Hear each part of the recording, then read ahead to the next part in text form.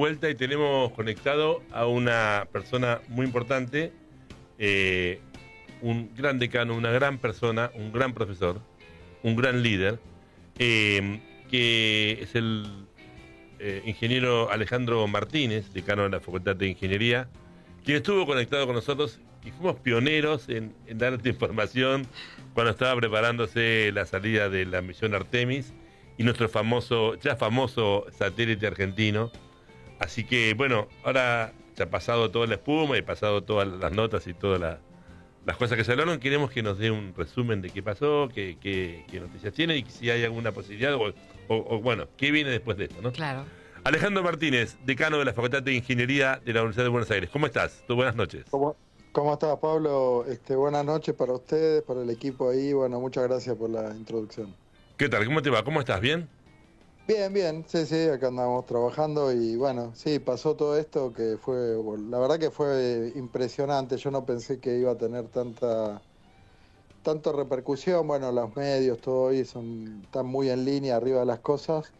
Pero bueno, nada, pudimos poner a la UBA en un hecho mundial, digamos, ¿no? En un hecho histórico, ¿no? Claro. Sí, exactamente. Sí, creo que a veces no tomamos noción, ¿no?, de esa cuestión, y la verdad que fue muy bueno, muy emotivo. Además, compartimos esto ahí en el ministerio. Se hizo un evento ahí con todos los chicos, todo. La verdad que la gente lloraba. O sea, lo que puede generar un proyecto así, ¿no? Tal cual, a veces la cotidianeidad te hace perder la objetividad de lo importante de algunas cosas que van pasando, ¿no? Como uno va escribiendo la historia, la verdad que esto, cuando a muchos años se lea o se comente esta noticia, va a ser un hito importantísimo. Contame un poquito esto, recordarnos a la audiencia, los autores de esto son alumnos y docentes de la facultad, los que forman parte del equipo. Sí, ahí nosotros habíamos conformado ya hace un tiempo, digamos, no me acuerdo si lo había contado, perdón, por ahí lo repito, pero habíamos conformado bajo una normativa que discutimos en facultad, proyectos interdisciplinarios, ¿viste? Yo estoy convencido de que las carreras universitarias, las universidades que van a seguir sosteniendo con éxito su misión van a ser aquellas que le agreguen al estudiante más que la carrera, que es una suma de asignaturas, que está muy bien y que tienen que ser lo mejor, sino aquellas que le den otras experiencias, ¿viste? Claro. Experiencias profesionales, realistas, que le dan competencia que que normalmente la hemos adquirido a través del trabajo o de otras etapas más tarde, pero que ahora se buscan en la propia universidad. Tener las experiencias, bueno, yo veo lo que hacen ustedes en ontología. Ustedes trabajan sobre la realidad misma, ¿no? Sobre personas. Claro. En ingeniería eso a veces cuesta. De hecho, tenemos algunos mecanismos para conectar con las empresas así medio sistemáticamente y que los estudiantes puedan hacer sus problemáticas y resolver sus trabajos de tesis profesionales sobre cuestiones reales. En ese marco institucionalizamos algunos proyectos. Eso quiere decir que la facultad se los pone al hombro, no es que es un grupo de estudiantes que se van los estudiantes y se murió el proyecto, sino que la institución los tiene que sostener en el tiempo.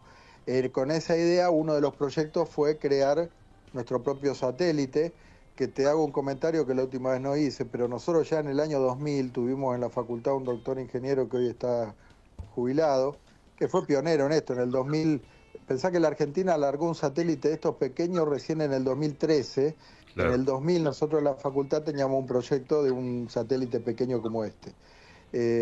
Después eso no se pudo hacer, aunque parezca increíble, por la crisis del 2001 del Corralito, quedaron los dólares del rectorado, que era la fuente de financiamiento de ese proyecto, y no se pudo hacer el lanzamiento y todo esto. Pero ya éramos pioneros, digamos, ¿no? Por tener investigación, por tener gente dedicada en este tema. Y así fue que nosotros teníamos un proyecto propio cuando surgió lo de la firma de Artemis, que la Argentina firmó, la CONAE específicamente, el presidente de la Nación anterior firmó con la NASA. Eso hizo que la CONAE invitase a universidades y organismos a participar.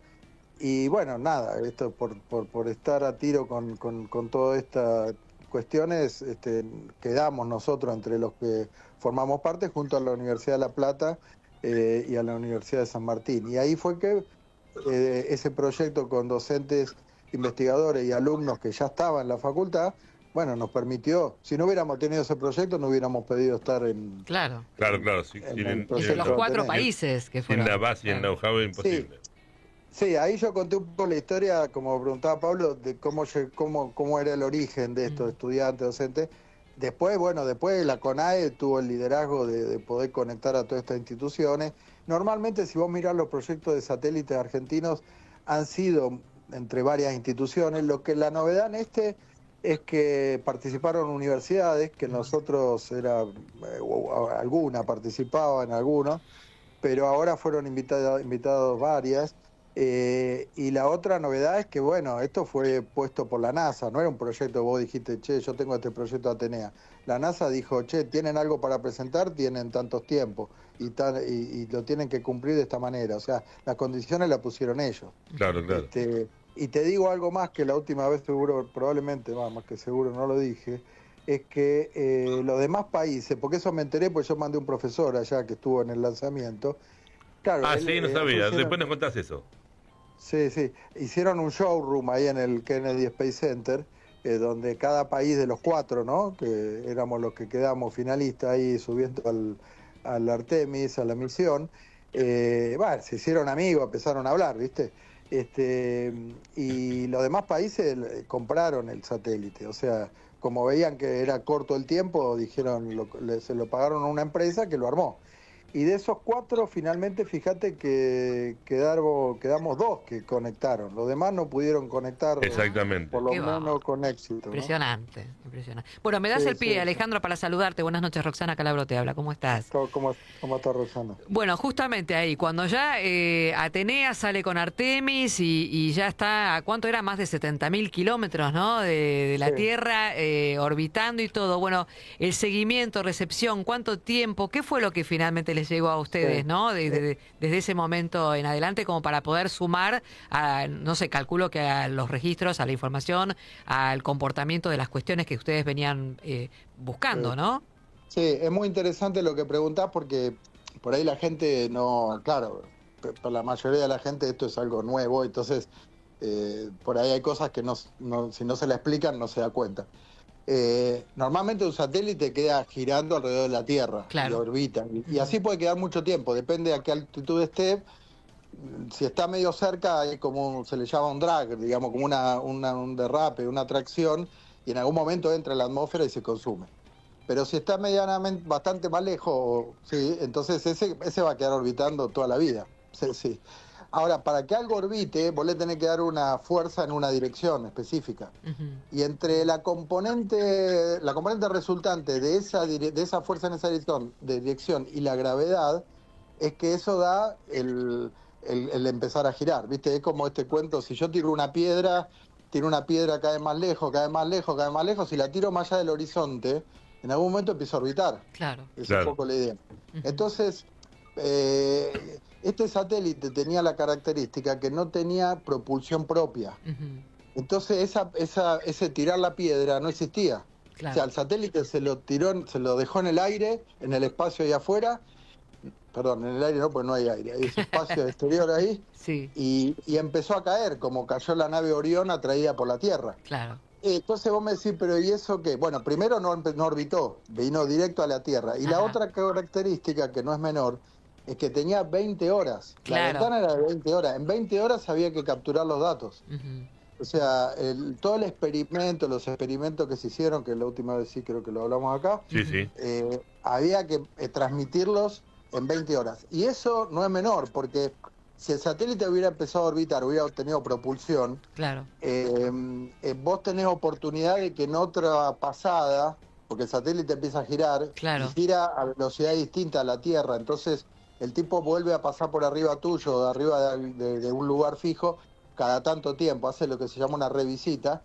Bueno, en algún momento, si vos lo estás viendo con una antena y sabés que en 2 días va a pasar, bueno, en algún momento te va a bajar los datos. Va a girar y bueno. y también le da oportunidad de hacer los experimentos, porque por ahí si algo falla en un momento, en otro momento no falla, y puede ser que hasta que si tenés control lo puedas corregir. Claro. Entonces el desafío era muy grande, era de que no solo anden los experimentos que estaban ahí arriba, que era medir radiación, el sistema GPS, alguna electrónica, sino que además era comunicarlo, tener comunicación exitosa para en esas 20 horas.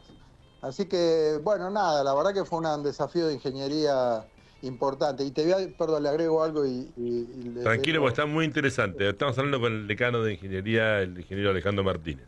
Sí. Bien, no, lo que les quería agregar es que, si bien acá tuvimos un problema de presupuesto, porque en un momento había una discusión de la CONADE con el gobierno, porque había que poner, creo que eran $300.000 para armar la propulsión, o algunos cientos de miles de dólares para armar todos esos motores y eso. Uh-huh. Después, la NASA tampoco quiere que vos le ponga ese aparato propulsión, porque No, claro. vos le estaba subiendo un aparato Claro. con alguna propulsión que implique algún motor o algo más complejo. Con gente adentro.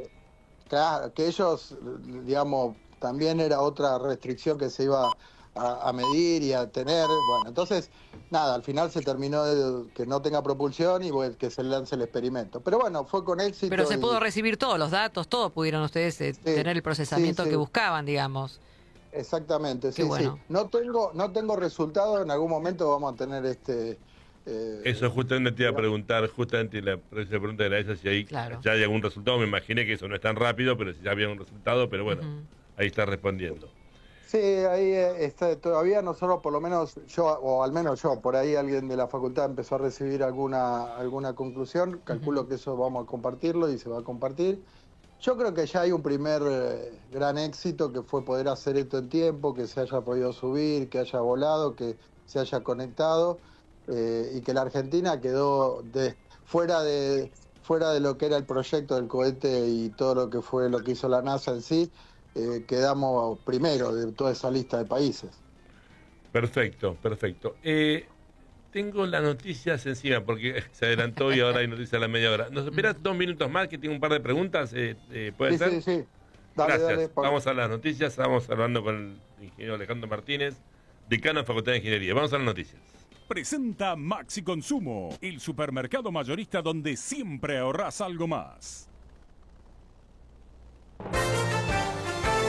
Radio Noticias del Plata, la radio de la verdad. Hora 21:31, temperatura 16 grados 6 décimas, humedad 84%.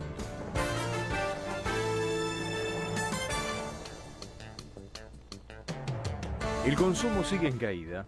Las ventas en supermercados, autoservicios mayoristas y centros de compra bajaron durante febrero, demostrando un mal desempeño y una tendencia negativa consolidada. En total cayeron 3,1% en febrero interanual, por lo que un acumulado del primer bimestre del año se retrotrajo un 2,1%. En enero se repitió el patrón, donde las ventas perdieron el 1,2% y dio un comienzo de año debilitado por el bajo consumo. Le concedieron la prisión domiciliaria al hombre acusado de haber liderado una secta rusa en la ciudad de Bariloche. El beneficio fue otorgado por el Tribunal de Impugnación de General Roca. Konstantin Rudnev continuará preso en Rawson hasta que haya una definición. La medida tendrá una serie de condiciones, entre ellas la colocación de una tobillera electrónica, el pago de una caución de 30 millones de pesos y la fijación de un domicilio en la localidad de San Vicente. Cielo despejado en Buenos Aires, no hay viento en la superficie de la ciudad, la temperatura actual 16 grados 6 décimas. Radio Noticias del Plata, la radio de la verdad. Maxi Consumo siempre te da algo más. Y ahora, mucho más. Aceite de girasol Marolio Molto 900 centímetros cúbicos, 2.699,90. Abejas Marolio 340 gramos, 399,90. Maximizate y ahorrá de verdad. Maxi Consumo. Para más información y condiciones o limitaciones aplicables, consulten www.maxiconsumo.com. Desde Buenos Aires, Argentina, en el 1030 de AM, Del Plata, la radio de la verdad. ¿A dónde vamos? El mejor lugar para encontrarnos. Un magazine semanal nocturno y con buen clima. Hasta las 23, en Del Plata, la radio de la verdad.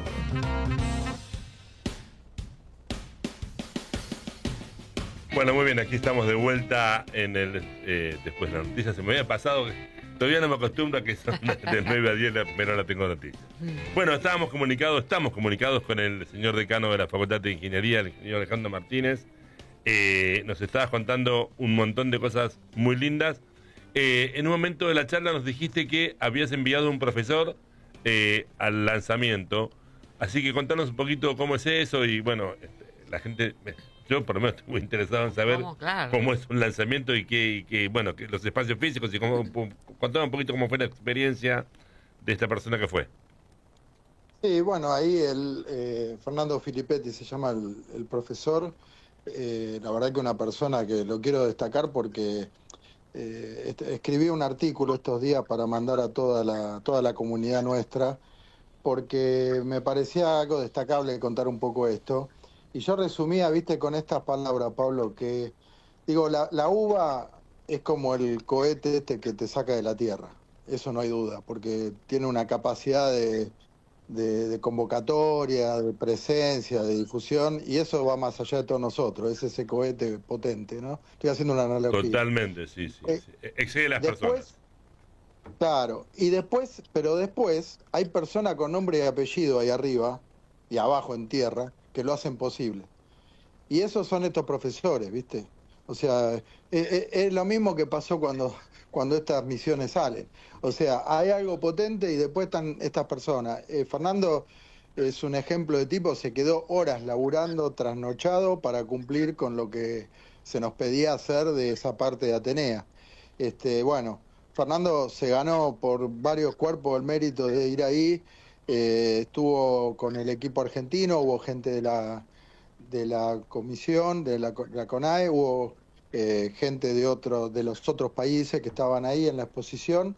Ellos vieron el lanzamiento, te diría, lejos, digamos, a 10 kilómetros. Me decían de que había otra plataforma donde estaban más cerca, que era gente de gobierno. Ahí era casi una restricción de seguridad muy alta lo que estaba más cerca. No por el lanzamiento, sino por las personas, porque no iban a dejar entrar a cualquiera. Me imagino que es una seguridad tremenda, ¿no? Claro. Ellos estaban en los lugares un paso más lejos, pero la experiencia fue muy buena.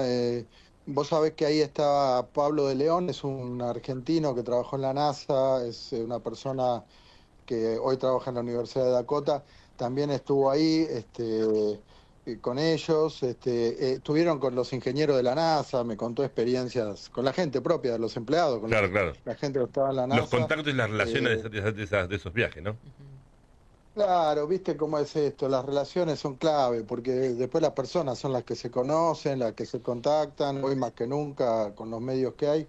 Entonces, para nosotros era estratégico estar ahí. Pero además, yo lo digo, nosotros digo la UBA, ¿eh? Sí, no, entiendo perfecto. Ahí estaba, viste, los periodistas que fueron ahí, los entrevistaban a ellos, a Fernando. Había un profesor de La Plata que fue, la Universidad de La Plata mandó a un profesor. O sea, son momentos únicos. Yo cuando me preguntaba, ¿mandamos a alguien o no? Hubo gente que me dijo, sí, lo tenés que mandar, ¿cómo no lo va a mandar? O sea, claro, tiene que haber alguien de la UBA ahí. Sin duda. Y coordinamos mucho con Damián ahí de rectorado para usarlo, para que sepa que está ahí un profe nuestro y que lo puedan usar de experiencia y de transmitir lo que está pasando. Así que no, eso fue muy bueno. Y te cuento un dato. Dale. Porque ahora en la nota esta que estoy haciendo, que ya la hice, ya lo va a salir en breve, después si querés te la comparto. Tenemos una persona viva, tiene 102 años, un ingeniero civil, que diseñó el cohete viste, que empuja, como el Apolo que fue a la Luna en el 69, bueno, sí, el cohete ese se llamaba Saturno, toda la línea de los Saturnos. El ingeniero nuestro trabajó en la NASA, fue el jefe del equipo que hizo los tanques de ese cohete. ¿En serio? Sí, lo mandé, lo vamos a mandar como honoris causa, para darle el honoris causa. Sí, claro, sí, sin duda. Sí, hay 2 argentinos que trabajaron en la misión Apolo, en todas esas misiones, pero en todos esos lanzamientos. En la misión Apolo de la fue a la Luna vi 2 argentinos y uno es este hombre. Así que nada, un dato no menor, digamos, para ver la historia de la universidad en estas cuestiones tan científicas y paradigmáticas, ¿no? ¿Cómo se llama el ingeniero, Alejandro? Se llama César Ciamarella. Ok. Acá tengo la locutora que es muy googleadora. Y enseguida No, porque me- vos sabés que estoy haciendo, le cuento de paso, estoy haciendo un programa sobre historia en general y uno de los capítulos es la llegada del hombre a la luna. Entonces estamos buscando historiadores o alguien que nos pueda contar, digamos. En otra vida fue astronauta, nuestra No, yo creo que locutora. no sé, algo así debe haber pasado. Pero todo lo que fue la historia del Apolo, ¿no? De las misiones y finalmente hasta la llegada del hombre a la luna. Así que yo voy anotando nombres para todo lo que estamos haciendo de investigación. Anotalo, Roxana, es César SCIA-WM, Ciamarella con doble L al final. Sí. César Ciamarella es un ingeniero civil. Claro, el hombre tan grande, pensá que los primeros ingenieros fueron todos civiles. O sea, Claro. los civiles se derivaron en un montón de otras ingenierías que inclusive las crearon a otras ingenierías. Y este hombre vive en Chicago. Qué impresionante. Sí, y está vivo. A mí me visitó en el año 19, pero bueno, ahora vamos a proponerlo como honoris causa. Perfecto. Buenísimo. Sí. Recordó, honoris causa es de las distinciones más importantes que la UBA entrega a externos a la universidad y la verdad que es un gran honor para cuando lo reciben. Buenísimo. Muy bien, entonces todavía no hay datos, por lo menos no hay datos para registrar. Muy importante esto. Quiero hacer una pregunta que me quedó colgada. Que hubiera tenido propulsión, independientemente de que no hubo los fondos o por ahí que la NASA no lo permitió y demás, pero desde lo técnico, ¿en qué hubiera cambiado que hubiera tenido propulsión? Digamos, ¿hubiera podido seguir teniendo transmisiones o solo para orbitar? No. Si hubiera tenido propulsión, hubiera sido algo, digamos, mucho más, no sé si decir productivo, además de desafiante, porque habría que haber calculado todo eso para que salga bien también. Pero hubiera sido una misión de largo plazo respecto a lo que fueron las 20 horas. O sea, un satélite que por ahí puede quedar orbitando días, meses, excepto, claro, que el satélite se puede desorientar, la actitud puede cambiar y entonces por ahí en algún momento lo puedes perder, puede pasar, se han perdido satélites, pero no, hubiera sido una misión, te diría, casi completamente distinta. O sea, hubieras podido tomar mucho más datos, pero bueno, es lo que se pudo hacer. También no va en detrimento, es solamente la curiosidad porque lo mencionaste y por supuesto. Pablo, pero además pensá de que los demás países ni llegaron. Claro, tal cual, tal cual. Impresionante. Sin duda. Claro. Sin duda. Bueno, nada, una nota excepcional, la verdad que te agradezco mucho. Esto que vos decías de la potencia de la universidad, que excede a las personas. Claro. Y después nombraste a este profesor que son los verdaderos héroes sin capa, ¿no? Que tanto la UBA tiene una comunidad de más de 500.000 personas entre docentes, ¿no? Docentes y alumnos. Sí. Y la verdad que los que se conocen son muy poquitos, los conocidos son poquitos, el resto son verdaderos héroes que hacen maravillas con el tiempo que pasan ahí y las cosas que se producen, ¿no? ¿Y cómo sigue? ¿Se viene una Atenea 2? ¿Cómo es el tema? Ahora estamos así, quedamos manija, ¿viste? Estamos ansiosos. Claro. Sí, ya veía que se estaban olvidando del futuro. Pues, ¿qué sigue? Claro, ¿cómo es? No. Nosotros estamos desarrollando un satélite entre una de las 3 objetivos que tenemos para hacer hidroponía, creo que sería hidroponía la palabra, por ahí me equivoco en algo así tan específico, pero estamos por ver de acordar algo con el INTA viste, uno de los temas es la biología en el espacio, ¿no? O sea, cómo se comportan las plantas, las medicinas inclusive, ciertas terapias con el ser humano. Bueno, estamos diseñando un experimento de ese tipo, eso nosotros. Respecto a Atenea o al futuro de lo que sería un Artemis 3 o 4, nada, esperamos participar, seguro que vamos a estar con CONAE en algo de esto y nos gustaría participar en algún vehículo y en algo que pueda estar plantado sobre la Luna, ¿no? Claro, sí, es el próximo objetivo, ¿no? Plantar algo en la Luna y... Esperemos, perdóname Pablo, esperemos que el gobierno pueda ordenar el sistema, hablo de la parte de ciencia, incluida la CONAE, y que no nos perdamos esa oportunidad, porque digamos, estas cosas se pudieron construir por muchas cosas que ya venía, con inercia, con muchas cosas, pero bueno, de acá en adelante algo le tenés que poner para que esto son tenga proyectos probabilidad, que ¿no? exceden los momentos, o sea, los gobiernos, son a largo plazo, son proyectos que además representan un país, es innovación, tecnología, ciencia, todo, ¿no? Totalmente. Seguramente lo que está diciendo, queriendo decir también Alejandro, es que cuando vos cortás la inercia, después cuesta volver a arrancar, ¿eh? Por No es eso tan mismo, fácil, no tiene que parar esto. Totalmente. No, Así no. que Sí, ojalá que se tome nota. Sí. Perdóname. No, dale. Toda la cuestión, ahora me refiero a algo espacial, toda la cuestión espacial ya tiene tanta madurez, o ha llegado a un punto de madurez, que hay inclusive una escala para medir en la tecnología esa madurez, que ya hoy, no te digo que es un esfuerzo chico, pero es un esfuerzo menor que otras veces. O sea, si yo me paro 40 años atrás, 50, 70, 80 para atrás, bueno, los estados han hecho grandes esfuerzos de dinero, de plata, de cosas. Fíjate que hoy universidades pueden armar un satélite y el resultado de eso, porque alguien dice, pero ¿cuál es para qué usamos todo esto? No, la tecnología y el conocimiento del espacio ha madurado, ha llegado a un punto que ya se ven aplicaciones, ¿entendés? Ya se ven cosas concretas, se han estudiado fenómenos.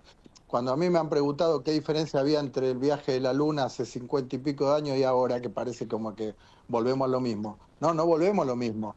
Esta nave del Artemis llevaba un montón de experimentos arriba. La Luna se la está mirando como un lugar estratégico para un montón de actividades, cosa que no pasaba antes. Claro. O sea, lo que quiero decir con esto es que la inversión que vos ahora no hagas es como, viste, es como, te diría, no te digo la frutilla de la torta, pero es casi. O sea, te vas a perder, es como haber desperdiciado. Es que pasa un tren a 200 y te subís o no te subís al tren, ¿viste? Como pero que aparte después, no solo eso, los datos y las cosas que se adquieren de tecnología sirven para otras ramas. Sí. Voy a contar algo que la gente seguramente no sabe. La adhesión que nosotros usamos para reparar dientes viene de la tecnología espacial.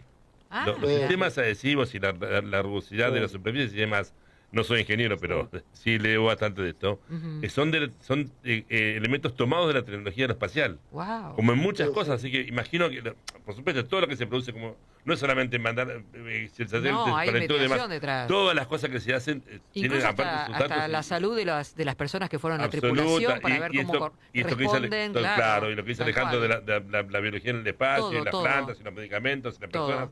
La verdad que es un avance. Ahí hay, perdóname que los interrumpa, ahí hay dos partes de esto. Una es lo que el espacio mismo nos enseña y lo que podemos aprovechar, que con la tecnología se va sabiendo más. Esto de la medicina, otras tantas cosas, hasta el turismo, si querés, espacialmente. Sí. Pero además, la NASA tiene un sitio que después, si quieren, se los paso, o lo pueden buscar, que publica todas las tecnologías que, esto que dicen ustedes, derivado de haber investigado y de haber hecho tales cosas para el espacio, sirven en la Tierra. Claro. Es lo que dice Pablo, de adhesivo, hasta de procedimientos. Entonces, la NASA publica eso porque es parte de su política, ¿no? De explicar a la sociedad de sus logros, ¿no? También. Pero esto sirve para otras cosas en tierra directamente, en cosas que hacemos en la tierra que se mejoraron por haber aprendido a tener que volar en el espacio. Tremenda nota. Bueno, nada, la verdad que te agradecemos muchísimo el contacto, un gran líder, un gran profesor, vamos por más. Ojalá que estemos al aire con el Artemis 3 o 4, el que fuera. Por supuesto. Así que bueno, te agradecemos el contacto y también agradecer y felicitar a todos esos héroes que son invisibles, que salvo por algunas cosas salen a la luz, la verdad que son los que hacen que esta universidad sea lo que es. A vos te agradezco muchísimo y nos vemos pronto. Gracias, Alejandro Martínez, decano de la Facultad de Ingeniería de la Universidad de Buenos Aires. Gracias.